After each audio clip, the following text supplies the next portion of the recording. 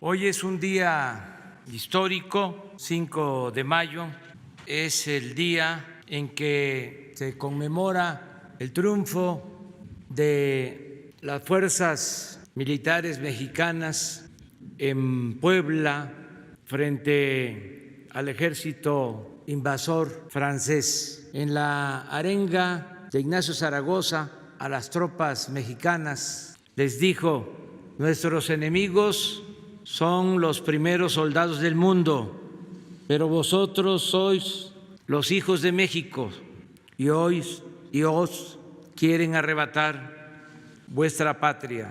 Hay otra interpretación que dice: nuestro enemigo es el ejército más poderoso del mundo, pero ustedes, los soldados mexicanos, son los mejores hijos de México y os quieren arrebatar vuestra patria. Es célebre el telegrama que envía Ignacio Zaragoza al ministro de Guerra para informarle, notificarle al presidente Juárez con la bella frase: las armas del Supremo Gobierno se han cubierto de gloria. Por eso también hoy queremos agradecer a los migrantes mexicanos, porque ayer se dio a conocer el dato de que aumentaron las remesas en el mes de marzo, llegaron a 4,000 millones de dólares. Esto llevaba casi 20 años que no sucedía. Hubo un incremento de febrero a marzo de 35%. Estamos hablando que enviaron nuestros paisanos, a sus familiares, casi 100,000 millones de pesos en marzo. En el panorama nacional, lo que vemos es que desde el primer caso confirmado, el 28 de febrero de 2020, se han acumulado 24,905 casos, de los cuales 6,696 son de los últimos 14 días y son, por lo tanto, la parte activa de la epidemia. Sabemos que el 31% de las camas que han sido designadas, que son para hospitalización COVID, están en este momento ocupadas.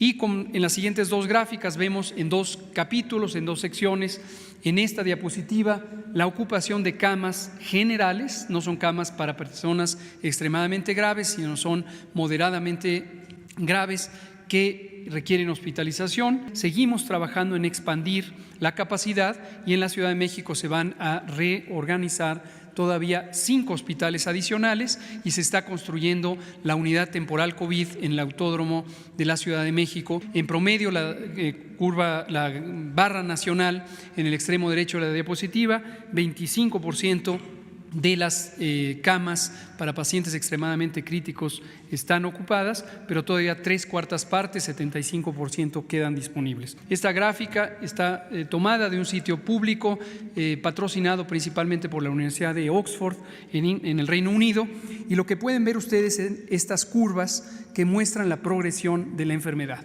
Para pronta identificación, comento lo siguiente. En el eje horizontal, es decir, la línea que está abajo de la gráfica, se ven los días contados a partir de que se han alcanzado 100 casos. Esto lo que permite es hacer una comparación entre países independientemente de la fecha exacta en el calendario en que empezaron sus epidemias. Se toma como referencia 100 casos, se podría tomar otra cantidad de casos, 50, 100, 200, pero aquí se han tomado 100 casos. En el eje vertical, lo que se muestra es la cantidad de casos que se van confirmando y registrando en cada uno de los países a lo largo del tiempo. Y está en una escala logarítmica, esto quiere decir aumenta en intervalos de 100, 1,000, 10,000, 100,000, etcétera. Y finalmente, las curvas o las líneas de colores lo que representan es este cambio en el número de casos a lo largo del tiempo. Entre más vertical está una línea, quiere decir una progresión más rápida de la enfermedad. Entre más horizontal, quiere decir una progresión más lenta de la enfermedad, cada 5 días. Y al llegar al día 40, tuvimos un cambio también nuevamente y estamos teniendo duplicaciones cada 6 días. Es decir, se está haciendo cada vez más lenta la epidemia. Esto es La razón por la que decimos con esta y otros elementos de evidencia que hemos aplanado la curva. Para que nadie se confunda y malinterprete, aplanar la curva no quiere decir que es exactamente plana. Exactamente plana querría decir no tenemos una epidemia. Lo que quiere decir es que comparado con lo que hubiéramos tenido si no hubiéramos hecho las intervenciones, principalmente estas masivas de la Jornada Nacional de Sana Distancia, habríamos tenido muchos más casos y en una forma muy precipitada en el tiempo. Hemos reducido cerca del 60 al 75% de la cantidad de contagios gracias a estas intervenciones. Y eso es lo que se puede ver ahí. Se hizo una reprogramación en el programa de créditos personales con 3 vertientes muy importantes.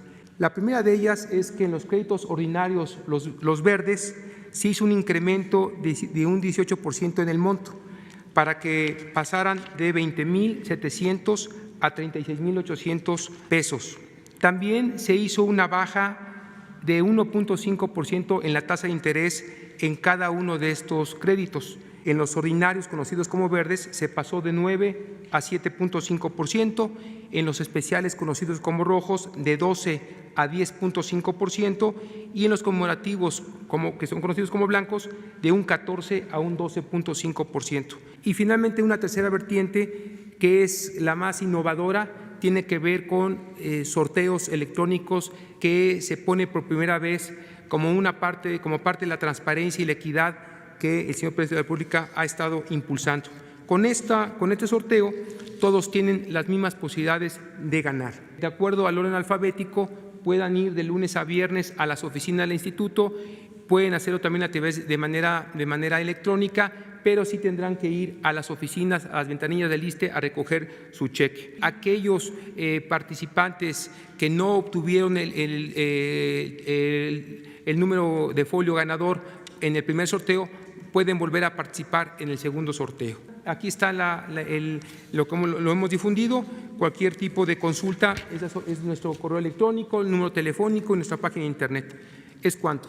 Resultado de la llamada que tuvo el señor presidente López Obrador con el señor presidente Trump, se acordó que habría un respaldo, un acceso para que México pudiese adquirir ventiladores que se iban a necesitar justamente ahora que estamos en el punto más alto. Presidente, hoy le quiero hablar del Diario Oficial de la Federación del 31 de marzo, donde se publicó el acuerdo de salud que hablaba que las personas de más de 60 años y con enfermedades crónico-degenerativas deberían retirarse a sus casas a protegerse más que a descansar. Pero ¿qué pasa cuando no solamente en la iniciativa privada, sino también el sector público no resguardan a los médicos? Estamos en una situación que no podemos darnos el lujo de seguir perdiendo médicos. Le hablo de 2 casos. El estado de Sinaloa, la Secretaría de Salud se niega a mandar a todo el personal médico mayores de 60 años y con enfermedades crónico-degenerativas a resguardarse a sus casas. Aquí en la Ciudad de México, el Hospital del Seguro Social de Traumatología, conocido también como Magdalena de las Salinas, la directora, la doctora Medina, se niega a mandar a sus casas a 17 médicos. No, nadie puede estar obligado a trabajar en contra de su voluntad. Vamos a revisar el caso de Magdalena de las Salinas. Como lo saben, es una unidad médica de alta especialidad. El sistema de enseñanza y residencias médicas en México es esclavizante y humillante. Es una lucha de egos entre los médicos adscritos y sus jóvenes residentes. Una lucha que hoy ya llegó a la Fiscalía General de la República y a la Comisión Nacional de los Derechos Humanos. Médicos que en lugar de estar luchando contra la vida, por salvar a sus pacientes en un quirófano, hoy están luchando entre ellos por caprichos y por manotear el presupuesto. La vida de un médico residente, o vida de gatos, como ellos mismos también se dicen, porque donde el residente de menor grado está al servicio de sus superiores, el R1, el R2, R3, R4, R5 y médicos adscritos, se someten a abusos como el retiro del primer cheque de cada año, donde el pretexto es, o la justificación, es que va a ser para hacer compras del salón o del cuarto de dormitorio. La máquina de escribir, hoy por hoy, en plena tecnología, sigue siendo un castigo, donde los residentes ya no utilizan la computadora. Si el médico le dice, hoy vas a trabajar todo en la máquina de escribir. El viernes social es un castigo muy común, sin importar el día de la semana. Es un castigo que el residente tendrá que comprar la comida de todo el equipo, hasta de 40 personas, gastando cerca de 1,500 pesos. jornadas de más de 48 horas. Le voy a hablar nada más del Hospital General de México, adscrito al sistema de salud, donde el doctor Ricardo Juan García Cavazos, jefe de enseñanzas, el doctor Jorge Kasperser, jefe de servicios de urología, y el doctor Aldo Francisco Hernández, jefe de neurocirugía, hace semanas corrieron a 4 residentes. 2 de ellos nada más le explico: el doctor Iván Busto, residente de tercer año de urología, y el doctor Omar Gómez, de 5º año de residencia de neurocirugía. La petición, presidente, es que usted apadrine a 2 médicos de excelentes calificaciones, que México no tiene necesidad ahorita de andarse deshaciendo de un neurocirujano y de un urólogo. Pedir que apoye al equipo de salud para que esto se agilice. Tengo los documentos donde sí es corrupción, aparte de un tema de salud. Y si me permite nada más un último comentario ahorita. Bueno, pues el doctor, que yo sé de novatadas, pero tú sí sabes. Muchas gracias. No, pues aquí está muy claro.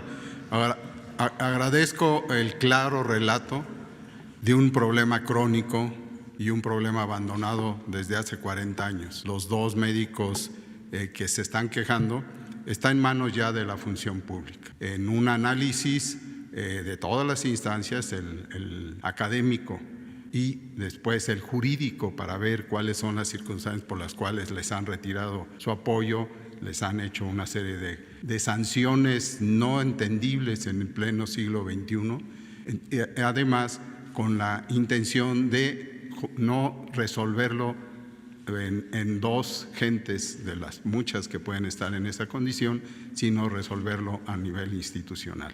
Como ciudadano, presidente, yo le pido 2 cosas. La primera, que cada vez que haya necesidad de aplaudir, lo aplaudamos fuerte, porque eso es un reconocer que vamos bien. Y la segunda, que escuche un poco más a las redes sociales. No me refiero a los medios digitales como nosotros. Me refiero, usted tiene 2 plataformas muy grandes, la que lleva su nombre y la del Gobierno de México, ambas en Facebook y en YouTube. Ahí, el pueblo que a usted se refiere como bueno y sabio explota cada vez que algunos de estos emisarios mentirosos o de fake news, fabricantes de lados de la información, toman la palabra. Cada vez que Arturo Páramo, Dalila, Isabel González, Reforma, Reporte Índigo, usted les da la palabra, el pueblo se enardece y se molesta. Sí, yo siempre estoy atento de lo que dice la gente. Ahora, con la cuarentena, de las cosas que más lamento, extraño, padezco, es que no puedo estar en comunicación con la gente de manera directa.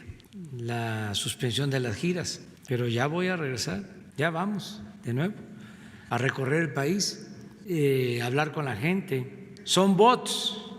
Ese es un tema que vamos a tratar aquí, porque vamos a pedirle transparencia a Face, al Twitter, que informen sobre quiénes son sus clientes, quiénes les compran. En otros países tienen que informar, ¿por qué en México no? Y resulta que México es de los países en donde más se trafica con lo de los bots. Entonces estamos preparando una exposición para que el pueblo de México tenga la información, porque bots, ¿qué es?